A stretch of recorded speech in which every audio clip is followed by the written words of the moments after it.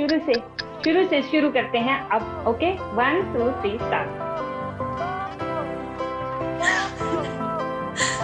ठीक है, शुरू से शुरू करते हैं। सो हेलो एवरीवन, कैसे हैं आप सब। आज हम लोग बात करेंगे रितिका से। रितिका जिनका सीएसआर नेट क्वालिफाई हो चुका है और साथ में गेट भी, दोनों एग्जाम साथ में क्वालिफाई किए हैं। तो रितिका कैसे हैं आप? Congratulation on getting success in the CSR NET exam and the GATE exam. How are you feeling? Thanks for calling me here. I am grateful कि आपने मुझे इनवाइट किया। एंड ऑब्वियसली मुझे बहुत खुशी हो रही है कि after doing so much hard work मुझे सक्सेस, मैं इसको सक्सेस भी नहीं बोलूंगी अभी तक पूरी, बट स्टिल एक पड़ाव जो है वो मैंने पार किया। आपका इंट्रोडक्शन थोड़ा सा लेते हैं। आप अपना थोड़ा इंट्रो दीजिए। आप कहाँ से हैं, क्या स्टडी किया हुआ है, आपकी क्वालिफिकेशन, ओके, इंट्रोडक्शन। तो my name is Ritika and I am from Himachal Pradesh. And मैंने अपनी स्कूलिंग तो मेरी गवर्नमेंट स्कूल से ही रही है। ग्रेजुएशन भी एक गवर्नमेंट कॉलेज बिलासपुर से ही पूरी की है। उसके बाद मुझे थर्ड ईयर में आके जैम के बारे में पता चला था, तो मैंने उसका क्रैश कोर्स किया। एंड मैंने अपनी पोस्ट ग्रेजुएशन जो है एनआईटी जमशेदपुर से की है, और उसके बाद मैं सीएसआईआर नेट की ही तैयारी कर रही थी। नेट की जर्नी बताइए, कब से शुरू हुई थी आपकी नेट की जर्नी? बताती हूँ कि मुझे नेट के बारे में पता कैसे चला। फिर जब मैंने एमएससी में एडमिशन ले ली थी, तो मुझे था कि आगे क्या करना है, क्या करना चाहिए। तो मैंने तब नेट के बारे में सुना था कि ये होता है कि, अगर हो जाए तो आप एलिजिबल होते हो असिस्टेंट प्रोफेसर के लिए। तो फिर बट कोविड की वजह से मेरे अप्रोक्सीमेटली 2 साल ही घर में बीते, जिसकी वजह से जो जो मुझे आता था थोड़ा बहुत बेसिक वगैरह सारा कुछ ब्लैंक हो गया, क्योंकि मैंने 2 साल कुछ नहीं किया है। बहुत सारे बच्चे थे जिन्होंने इसको बहुत प्रोडक्टिव वे में निकाला होगा, बट मैंने कुछ नहीं किया था। तो लास्ट के जो 2 मंथ थे तब हमारा कॉलेज ओपन हुआ। मार्च के अराउंड हमारा ओपन हुआ था, और मई में हमारी पोस्ट ग्रेजुएशन कंप्लीट हो गई थी। तो यही था कि वहां जाके भी मेरे को था कि मेरे को तो कभी आगे नेट वगैरह तो कुछ नहीं करना है। मैंने सोचा था कि बीएड कर लूंगी, जो कि बुरा नहीं है, बट आगे जाने का कुछ ऐसा था नहीं कि नेट करूंगी या कुछ, क्योंकि मेरे को पता लग गया था अपना लेवल की मैं नहीं कर सकती हूँ। फिर हम्म। वहां पे very good friend of mine who told me कि तुम्हें करना चाहिए, और मुझे इसके बेनिफिट भी बताए कि थोड़ा टाइम ऑब्वियसली लगेगा, बट अगर तुम करोगी तो इट विल बी बेनिफिशियल, बहुत अच्छा होगा।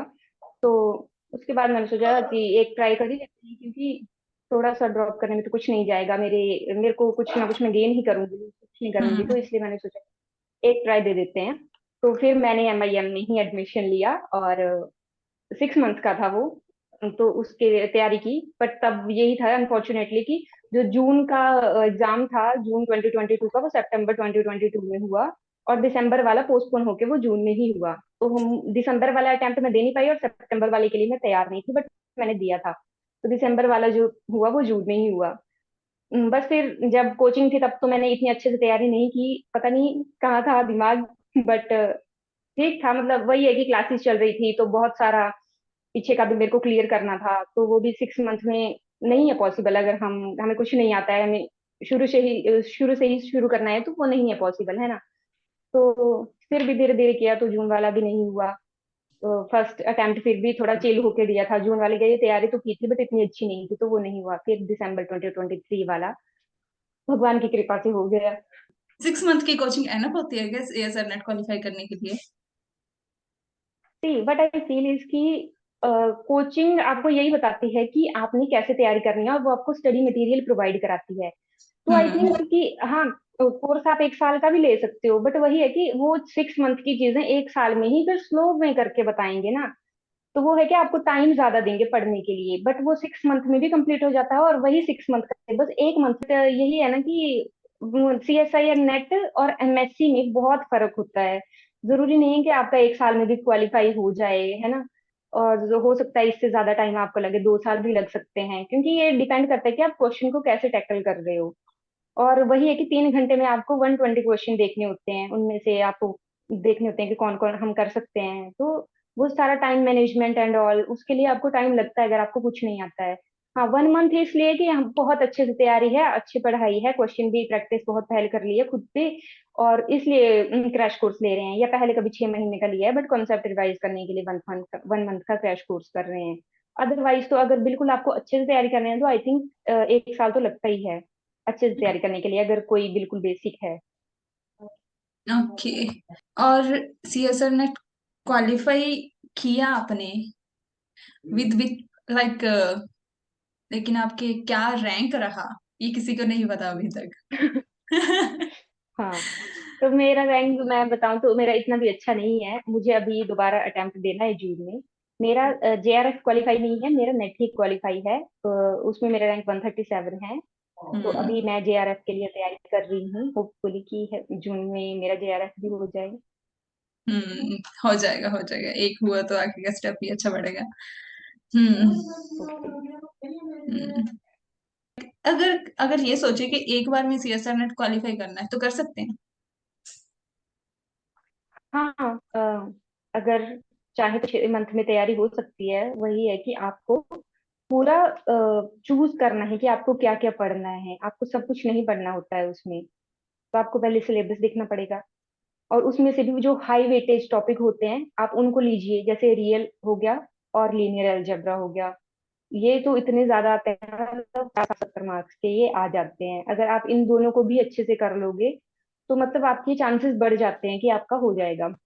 बाकी थोड़ा थोड़ा अप्लाइड कर लो, अप्लाइड से भी इतने अच्छे, इस बार तो न्यूमेरिकल से भी इतने अच्छे क्वेश्चन आए थे, और न्यूमेरिकल इतना बड़ा टॉपिक है भी नहीं। तो रही स्ट्रेटजी की बात, तो स्ट्रेटजी एक्चुअली हर किसी स्टूडेंट की स्ट्रेटजी अलग होती है। मैं पहले दूसरों के उस पे चलती थी कि बिकॉज मेरे सीनियर्स जो थे वो ऐसे बताते थे कि आपको पहले पार्ट सी अटेम्प्ट करना चाहिए। 3 पार्ट होते हैं, part A aptitude, part B single correct, और part C multiple select question.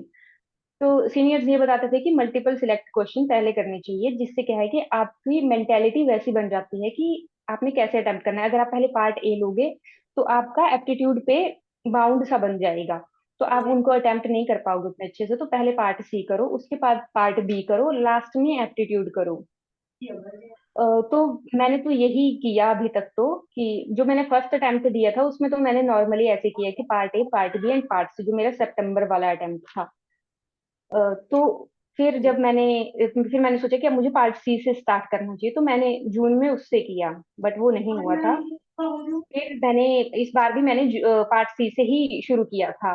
But मुझे इसमें अपने में लगा कि मुझे दूसरों के कहने पे नहीं चलना चाहिए, क्योंकि मेरा पार्ट सी से इतना अच्छा नहीं हो पा रहा था जितना मैं पार्ट बी को पहले कर सकती थी। मुझे ऐसा लगा कि पार्ट बी में ऐसे बहुत सारे क्वेश्चन थे जो मैं कर सकती थी, but due to lack of time मैं नहीं कर पाई इतने ज्यादा। तो मुझे लगता है कि मुझे पहले पार्ट बी अटेम्प्ट करना चाहिए, उसके बाद part C and then part A. तो नेक्स्ट टाइम मैं यही स्ट्रेटेजी रखूंगी। ओके, मतलब बीएससी के बाद इतनी नॉलेज नहीं होती कि आगे क्या चीज करनी चाहिए। जब एमएससी भी कर लेते हैं तो उसके बाद भी आगे क्या करना होता है। ये इन्फॉर्मेशन प्रोवाइड करने के लिए आपका बहुत बहुत शुक्रिया, तहे दिल से शुक्रिया। और आपका आगे जेआरएफ भी क्वालिफाई हो। हाँ, थैंक यू। और मैं इस प्लेटफॉर्म के जरिए ये भी बोलना चाहूंगी कि सबसे पहला क्रेडिट जो मैं देना चाहूंगी मेरी जर्नी का, जो है वो मेरे पेरेंट्स को लगता है ऑब्वियसली। मेरी मम्मी, मेरे डैडी जी, जिन्होंने मुझे हेल्प की है through out the journey, obviously, क्योंकि वही एक हैं जो हमें हमेशा सपोर्ट करते हैं। और क्योंकि कई जगह अभी भी ऐसी हैं जो नहीं पढ़ा रहे हैं बच्चों को, लड़कियों को यस। खासकर। तो सबसे पहले तो वही जिन्होंने हमें इतना एलिजिबल बनाया है कि हम पढ़ें आगे जाएं, तो I think we are lucky कि हमें पढ़ाया जा रहा है, तो हमें इस चीज का फायदा उठाना चाहिए। And thank you to my mamma papa and very my teachers good. Also, क्योंकि है मैथमेटिक्स के टीचर खासकर, क्योंकि वो मुझे हमेशा से अच्छे मिले हैं। और बाकी मेरे फ्रेंड्स जिन्होंने मेरी इस जर्नी में हेल्प की, थैंक्स टू यू। आपने मुझे मौका दिया यहाँ पे बोलने का। Welcome welcome welcome. ये मीटिंग एंड हो रही है। Okay, bye, thank you so much. Okay, bye. Hi Ravindra. शुरू में ब्लंडर। वो ना मेरे को अभी, अब कैसे हैं आप रवि? मैं दोबारा स्टार्ट कर लूंगी रिकॉर्डिंग, नहीं तो फिर ये नहीं नहीं, कोई नहीं, ये कटिंग हो एडिट जाएगी। कर लेना। डोंट वरी, हाँ हाँ, कटिंग हाँ, हो तो जाएगी, चलो एडिटिंग तो शुरू पूरी से। करनी है। By the way, you are looking good. मैंने कहीं पे पढ़ा था कि अगर आप रेडी होके कहीं जा रहे हो, इट मीन्स कि आपके लिए वो चीज बहुत मैटर करती है। इसीलिए मैं भी तैयार होके आई हूँ। एक मिनट।